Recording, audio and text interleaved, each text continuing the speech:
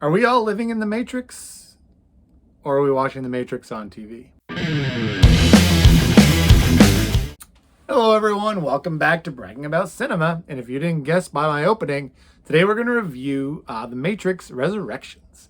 When I first heard this was coming out, I was excited. I am a fan of the other three movies. I felt like the second and third were more of the popcorn action flicks. They're still a fun watch. I know they're not as popular as the first one. I was curious where they were going to go with this because there was a pretty definitive end.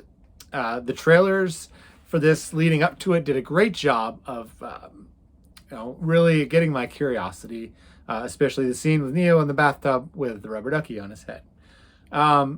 So when I first started watching this, I thought, is this satire? Is this the Spaceballs of the Matrix? Because they were making all kinds of jokes about the Matrix, and there was one scene where they mentioned Warner Brothers will make this movie without the director. I'm curious if that was a little bit of projecting from the director, angry because they didn't want this movie actually to be made. But I'm glad they did, because I thought this was a fun ride, and I dare say this was better than the second and third versions of The Matrix.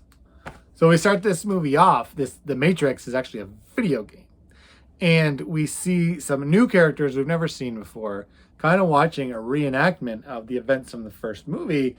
And I thought, oh boy, are they gonna just say that the Matrix wasn't actually real? So it actually got my curiosity up even more. And they added a new character, played by Jessica Henwick. Her name is Bugs. If you were wondering where she was from, she was the best part of Iron Fist on Netflix.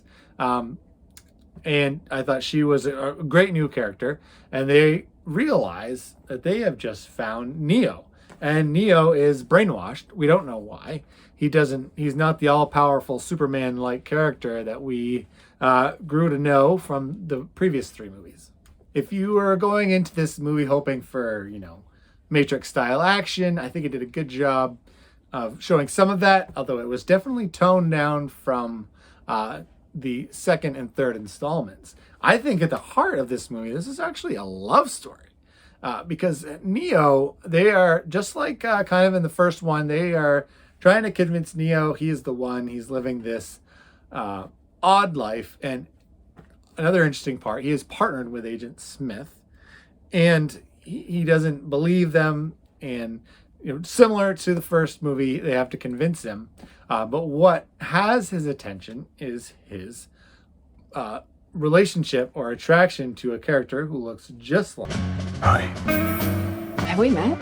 Trinity. And of course, she in this movie has a husband and some kids. But that love, that pull, is what's making Neo question what's going on.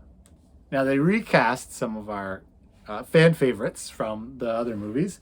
The biggest one was Morpheus.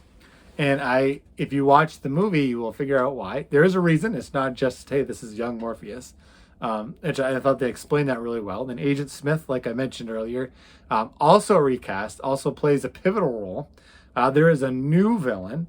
And of course, this person wants to control the Matrix. I mean, that's similar to any other villain that wants to control the world, because the Matrix is the world.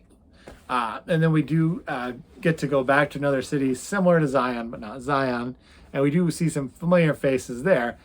And, one theme about the Matrix is it just kept repeating itself and repeating itself. And I assume kind of that's what was going on. That's not exactly what's going on. You'll find out why Neo is still alive. So I'll admit it, I'm a sucker for romance. I thought the Neo Trinity love story in other movies was a part of the movie that I really enjoyed. I was bummed when she dies at the end of movie 3, and to see her come back, you're like, wait a second, I didn't think she was still alive. And wait a second, I thought Neo was blind. But they explain all that well. And I think the heart of this movie, like I said, love story. So I really enjoyed it. I've seen some reviews that say it's not the greatest. I've even seen some that say Why did they release this? I thought this was another fun journey with some characters that we're all familiar with and we all like. My take on why they keep releasing sequels and reboots is because us as fans, we fall in love with characters and we want to see them more and more. We want to see them in new situations. It's why the rise of television shows or, streaming shows is so popular, because I think at the heart, we love good stories. We also love good characters.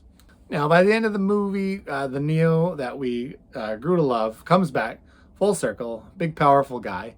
And they face the new villain.